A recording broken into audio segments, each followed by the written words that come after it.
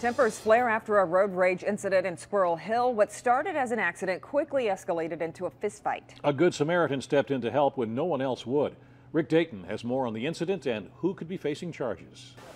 A visitor from Ypsilanti, Michigan had an exciting night Thursday in Squirrel Hill. No one else did nothing at all. Everybody was sitting there with their cameras and everybody was like, oh my God, and no one did nothing to stop it. But I feel like I had to do something because he was getting beat for no reason. She just happened to be in town for what was supposed to be a relaxing evening meal. I was eating with my family over here at the restaurant right here, and all of a sudden I hear a crash, like a big pow, and I see the guy right there jump out and start beating him.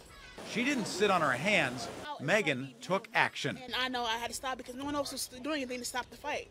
So I had to come out and stop him, and luckily he stopped beating him when I got there. The fight followed a car crash in the 5800 block of Forbes Avenue at Murray. Right after the wreck, one man jumped out of his car and started beating the victim. I don't like when I see stuff like this on TV and no one does nothing to stop. So I don't want to see him get beat anymore or get hurt anymore. So I was like, I have to stop it somehow. When police arrived, the man was put in handcuffs, then into the back of a cruiser.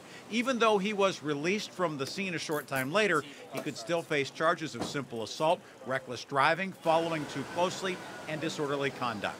As for Megan, she's just glad the suspect quit throwing punches. He looked crazy too, like he had this thing in his eye, like he was just beating him just to, I don't know, anger or just what it was, but he said nothing at all, but was just beating him. And when I got up there, luckily he stopped him. Rick Dayton, KDKA TV News.